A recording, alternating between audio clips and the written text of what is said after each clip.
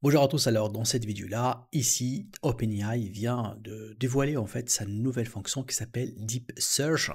Donc c'est une fonctionnalité, quelque part pièce maîtresse aujourd'hui de ChatGPT. C'est une fonction qui permet de faire des analyses et elle donne des résultats et des rapports qui sont très proches de l'analyse humaine. Son point fort, elle peut aller faire des tâches complexes, surtout dans la recherche profonde sur Internet. Elle va synthétiser en fait des documents, des informations, peu n'importe la complexité de sa nature. Ça veut dire des recherches au niveau business, finance, sport, recherche scientifique. Et là, elle va vous donner, au lieu de dépenser des heures et des heures de recherche avec une AI classique, comme même celle en fait qu'on trouve aujourd'hui, en fait les AI en fait qui sont sur Internet. Je peux parler de DeepSeek, je peux parler de Perplexity, je peux parler aussi donc de Queen. Tout ça, ChatGPT, il a voulu faire la différence. Il vous dit avec la fonction Deep Search, il peut vous donner un rapport proche d'un rapport humain, très difficile de détecter que c'est de l'IA qui va être fait avec cette fonction. Et aujourd'hui, en fait, Sam Altman, donc le PDG de l'OpenAI, il a dit que Deep Research est comme un superviseur, en fait, ce sont des experts à la demande. Donc il en fait aussi tout un stream live stream en fait qui a duré 30 minutes en fait, pour faire une démonstration et d'ailleurs beaucoup en fait d'articles donc la vidéo aussi elle est disponible aussi sur donc la communauté de OpenAI, donc ça prend voilà, donc il y a 30 minutes, c'est une vidéo qui est disponible sur internet avec la démonstration. Et là aussi donc ChatGPT et OpenAI plutôt, ils ont fait donc un article officiel là pour expliquer un petit peu la force en fait de cette fonction là. Alors, je vous montre ici, il y a une petite vidéo là, d'ailleurs une petite démonstration qu'on peut la voir. Là voilà, donc là, il est en train de mettre tout simplement ici une question. Et là, il a fait cette fonction qui est Deep Search, donc elle est différente de celle des search donc classiques. Et vous allez voir que là, au niveau donc de la recherche, il va tout simplement faire une recherche très avancée. Il va essayer de répondre d'une manière, voilà, donc très pédagogique. Et surtout, vous allez voir là, donc là, lorsqu'on va lui demander en fait de nous faire donc le rapport général, elle est capable de vous envoyer des schémas, des graphes, des diagrammes par rapport à votre recherche et qui va bien évidemment donc s'inspirer de l'internet. Et surtout à la partie droite, il va vous donner, regardez là ici en fait le résultat de sa recherche divisé par activité et source, et vous allez trouver ici voilà donc toutes les ressources et les informations. Ça c'est un petit peu ce qu'il a donné aujourd'hui, cette fonction là qui est le Deep Search. Avant de commencer la vidéo, je voulais me présenter, je m'appelle Fieras, je suis docteur en intelligence artificielle et je suis professeur à l'université. Alors si c'est la première fois que vous regardez ma vidéo, je vous invite à vous abonner ici parce que je publie tous les jours des formations, des guides pratiques, des tutoriels sur les nouveautés en intelligence artificielle et en marketing digital. Et pour ceux qui sont abonnés, je voulais leur donner un petit cadeau, c'est un accès exclusif à mon pack de 100 cours. Donc vous trouvez dans les descriptions de cette vidéo là le lien vers ma plateforme de e-learning avec un coupon spécial et ça va vous donner accès à 100 cours. Donc là il y a à peu près plus que 6000 vidéos donc dans plusieurs domaines, marketing, intelligence artificielle. Alors qu'est-ce que vous attendez pour commencer? Et là je vous dis bonne formation. Alors avant de comparer en fait la compétence ou bien le plus qui fait avec cette fonction là de Deep Search, on essaie de comprendre qu'est-ce que c'est. D'abord il faut savoir qu'il est appliqué en plusieurs domaines. D'ailleurs là dans le site internet, donc à chaque domaine, il vous donne en fait un exemple et vous fait la différence pour bien comprendre. C'est une comparaison avec le résultat qui est fait avec donc 4O et aussi c'est une comparaison avec la fonction Deep Search lorsqu'on va la fonctionner. Alors, il faut savoir que d'abord, elle est alimentée avec le modèle O3 d'OpenAI. Et son point fort, c'est un petit peu, il va effectuer des tâches de recherche en plusieurs étapes sur Internet et surtout, il est optimisé sur la navigation web. Et il est aussi fait pour faire l'analyse des données et surtout ce qu'on appelle le raisonnement, le thinking, le raisonnement. Ça aussi, c'est le cœur de cette fonction-là. C'est pour cela qu'on appelle aussi le deep, donc pour aller en profondeur dans la recherche. Alors, il y a 4 points qui sont très importants avec cette fonction qu'on ne peut pas les trouver donc, dans le modèle, par exemple, 4O. Premièrement, c'est la rapidité. C'est-à-dire là, il peut générer en fait un rapport complet. Si je dis un rapport complet, ça veut dire qu'il peut partir entre 20 et 50 pages, entre 5 à 30 minutes. Bien évidemment, tout dépend de la complexité en fait de la tâche. Et généralement, attention, généralement pour un être humain normal, ça peut prendre des heures et des heures et même des jours. Et ce qu'on appelle aussi la profondeur, c'est la deuxième en fait caractéristique, parce que là, il ne fait pas juste une analyse simple du texte, il peut faire le texte, l'image, les PDF, les données de niche en fait sur Internet et surtout même des données qui sont sous d'autres formats comme les vidéos, comme la musique et tout ça. Et donc du coup, il y a une certaine profondeur dans la compréhension des datas. Ensuite, la transparence. Alors cette fois-ci, il va vous fournir en fait des citations, des résumés étape par étape et surtout des visualisations. Vous savez, comme on l'a dit, il peut voir des diagrammes, on peut voir en fait des conclusions qui sont représentées sur des illustrations et sont générées 100% par l'IA. Et ça veut dire que ce ne sont pas juste en fait des conclusions qu'il a trouvées sur Internet. Donc c'est lui qui va faire la conclusion et c'est lui qui va faire l'expérimentation avec le résultat affiché. Et quatrièmement, il y a ce qu'on appelle le cas d'utilisation. Ça, c'est très intéressant pour les personnes qui sont dans la finance, qui sont dans le business, donc du coup, surtout la science aussi, la recherche, la politique aussi. Là, il va vous donner, par exemple, des cas d'utilisation que lui, il va appliquer ce cas-là par rapport aux conclusions qu'il a fait. Ça veut dire, imaginez qu'il a fait une recherche et vous a dit, voilà la recherche, mais si on applique les résultats de cette recherche-là dans ce cas d'utilisation, voici les résultats que tu peux le faire.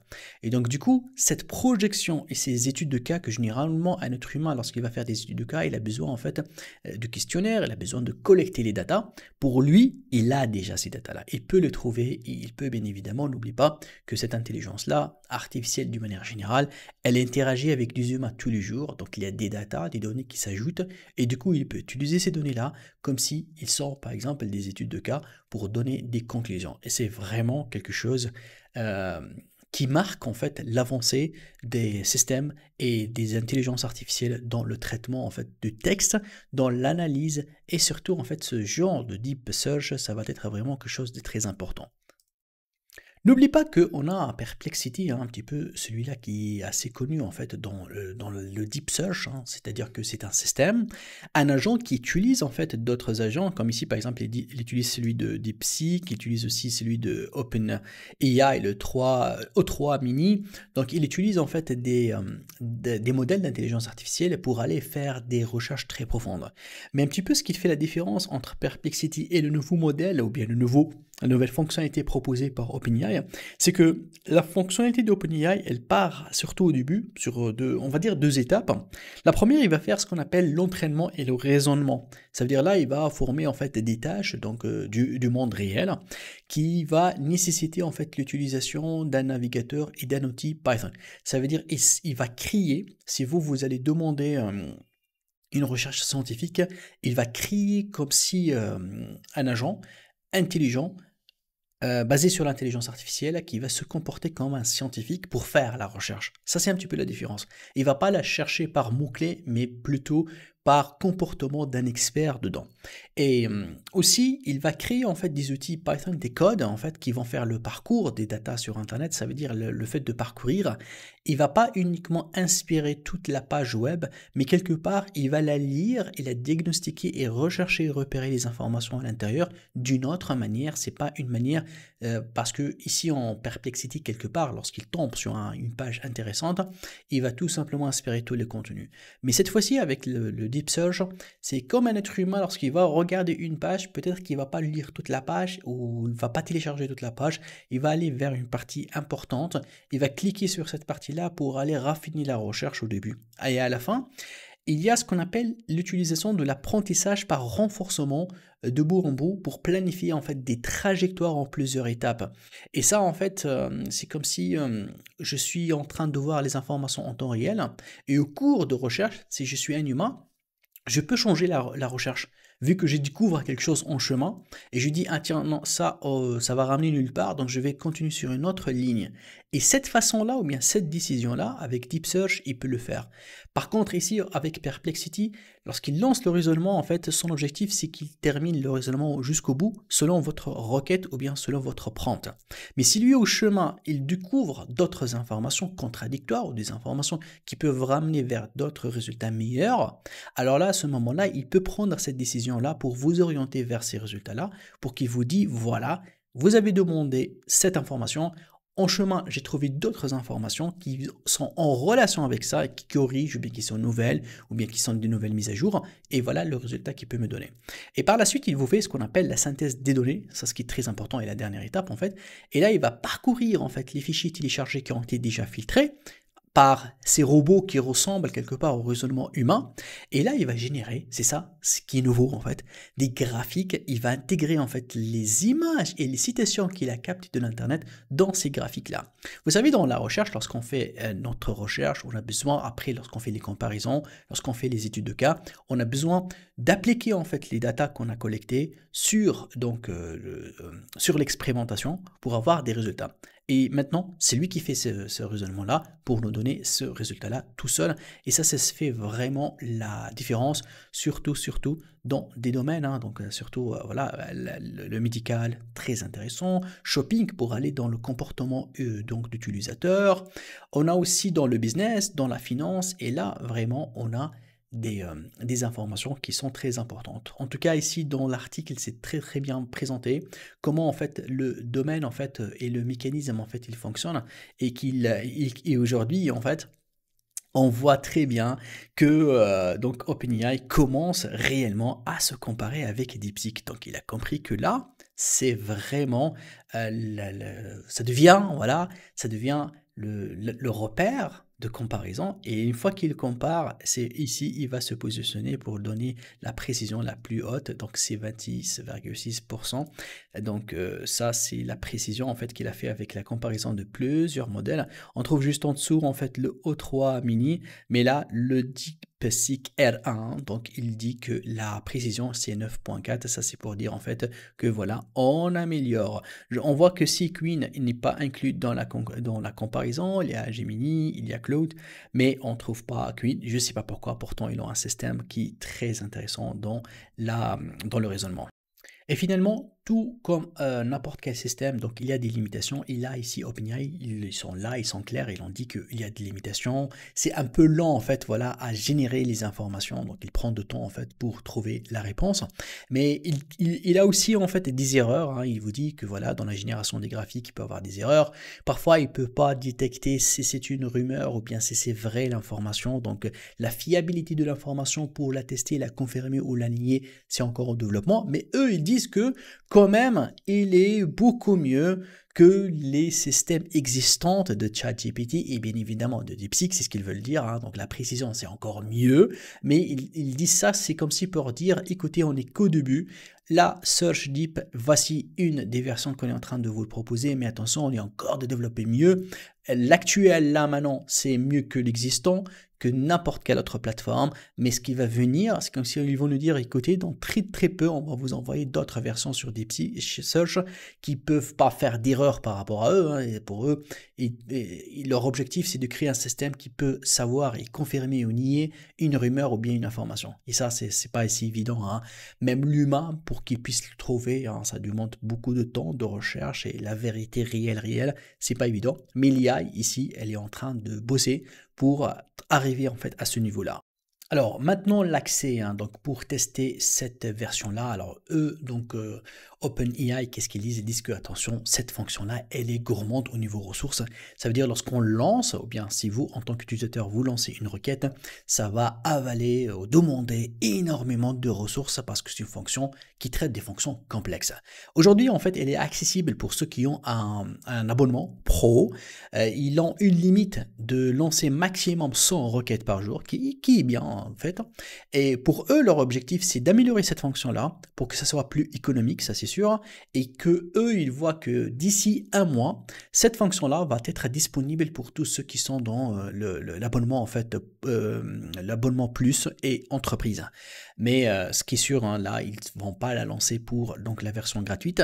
Et peut-être que là, ça ouvre les portes, attention, pour les autres technologies comme DeepSeek et Queen. Peut-être que eux, ils vont développer quelque chose pareil au niveau de la recherche Internet internet poussé, complexe et deep. Et si eux, ils arrivent à le mettre d'une manière gratuite, alors là, sincèrement, OpenAI doit vraiment penser à faire autre chose ou bien à proposer leur deuxième version de ce Deep Search d'une manière peut-être plus avancée. Et ça, ce qui fait la beauté de l'intelligence artificielle, cette concurrence en fait, ou bien cette course entre les plateformes, ça, celui qui va être voilà, content, c'est nous, les utilisateurs, qu'on fait de la recherche, qu'on cherche l'information, qu'on optimise. Et c'est très bien d'avoir une intelligence qui peut nous aider en fait à décider si l'information elle est correcte ou pas, et si on a une intelligence qui peut faire des études de cas et de cas d'utilisation et qui nous applique les résultats et qu'elle nous donne en fait le résultat final sous format voilà, du graphe et du diagramme. Et ça, c'est très très bénéfique. Alors sincèrement, j'aime bien savoir votre avis par rapport à cette course entre les plateformes. Et vous me dites qu'est-ce que vous en pensez par rapport à cette fonctionnalité-là. Et qu'est-ce que vous préférez, rester sur OpenAI ou partir sur DeepSeek ou Queen pour tester et travailler d'une manière voilà, journalière et d'utiliser votre routine avec les intelligences artificielles. Quelle est la plateforme qui correspond à votre besoin et que vous aurez peut-être l'utiliser dans le futur? Merci d'avoir suivi cette vidéo. Donc si vous avez des questions, n'hésitez pas de m'écrire dans les commentaires. Je fais mon maximum pour répondre à toutes vos questions. Et si vous aimez la vidéo et vous voulez voir les prochaines nouveautés, n'hésitez pas à vous inscrire à ma chaîne. Je vous dis merci beaucoup et à très vite.